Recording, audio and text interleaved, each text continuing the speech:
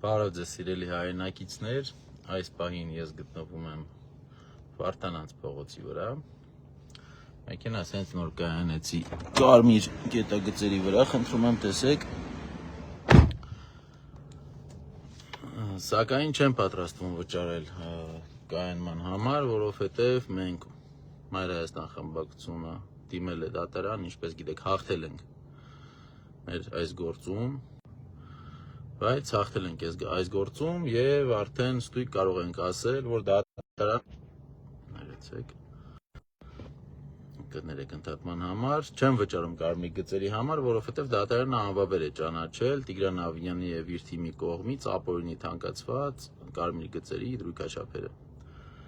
Տեսեք, մենք խոսում ենք անընդհատ մի բանից, որ 24 թվի դեպքում, որը կրկին հաղթել ենք այս գործով, իրենք անընդհատ օգտագործում են բողոքարկման ինստիտուտը, որպեսզի վճիռը օրենքի ուժ չստանա, սակայն մենք եւս մեկ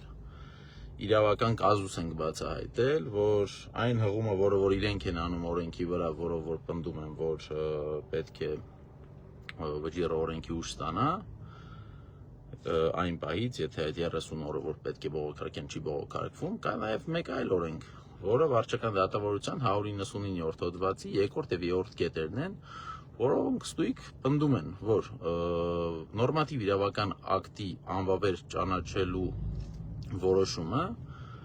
ուժի մեջ է մտնում հրապարակման պահից։ Այսինքն, այստեղ մենք ունենք նորմատիվ իրավական ակտ, որ անվավեր է ճանաչվել վարչական դատարանի կոլեգիալ կազմի 5 դատավորների կողմից։ Տեսեք, իհարկե կարելի է ասել, որ կան երկու օրենքներ, որոնք իրար հակասում են, բայց մենք ունենք թե սահմանադրություն, թե միջազգային պրակտիկա, որը պնդում է, որ եթե օրենսդրության մեջ կան իրար հակասող օրենքներ, ապա քաղաքացին դրանից չպետք է տուժի, այսինքն պրիվիլեգիան գնում է այն օրենքին, որը ի օգուտ քաղաքացու է, որովհետև քաղաքացին որևէ մեղավորություն չունի, որ տվյալ օրենսդրության մեջ կան օրենքներ, որը մեկը մյուսին հակասում են։ Իրենք փորձելու են մանիպուլացնել մեզ, ասել, որ ոչ, ուժի մեջ է մտնում, երբ որ հրապարակվում է արդեն ոնց որ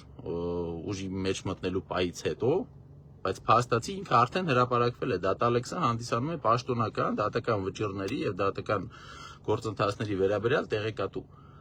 Մայիսի 24-ին արդեն մենք ստացել ենք դատալեքսով, դրանից հետո նաեւ մեր խմբակցության հասցեով այն փաթեթը, որում որ գրված է, որ դատարանը մասնակի բավարարել է մեր պահանջը եւ միակ բանը, որ ինչու է մասնակի, դա այն է, որ արդեն վճարված մարդկանց գումարները ավտոմատ կերպով երբ չեն վերադարձվում։ Պատճառաբանությունը եղել է նրանում, որ դա հանրության եւ պետության համար ծանր հետևանք չի առաջացնում։ Այսինքն միայն այն դեպքերում, որ առաջացնում է ծանր հետևանք, այդ ժամանակ որ ավտոմատ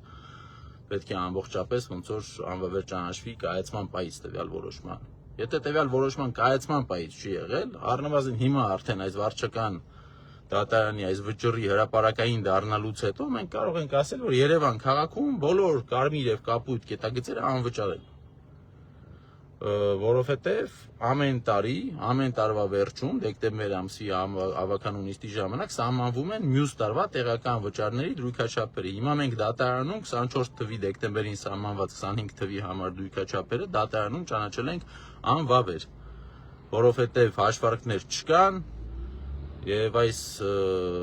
որոշումը ապօրինի է։ Մենք արդեն բազում անգամ ասել ենք, կրկին կասեմ, որ տեսեք, տեղական վճարի դրույքաչափերը պետք է պայմանավորված լինեն բացառապես տվյալ ծառայության շրջանակներում արված ծախսի գումարից, այսինքն ինչքան պետության քաղաքի վրա այս դեպքում նստում այս ծառայությունը, այդքան է պետք է քաղաքացիներից վերցնեն։ Մինչև թանկացում արդեն օրինակ 23 թվին կարմիր գծերի համար իրենք հավաքել են 920 միլիոն դրամ։ Երբ որ հարցում ենք ուղղակի թե ինչքան է պետք գումար ծախսել, որպեսզի այս ծառայությունը մատուցել, իրենք ասել են 447 միլիոն։ Այսինքն առանց որևէ թանկացման արդեն իրենց բավական էր։ Իսկ արդեն թանկացումից հետո 24 թվին իրենք հավաքագրել են 2 միլիարդ 300 միլիոն, այսինքն ապօրինի որոշմամբ 1 միլիարդ 400 միլիոն դրամ գողացել են Երևանում ապրող եւ Երևանում մեքենա վարող մարդկանցից, որպեսզի իրենց բարքի ավճարներ տան, իրենց սեփական ծառայողական մեքենաները թարմացնեն, ապօրինի նիստեր անցկացնեն,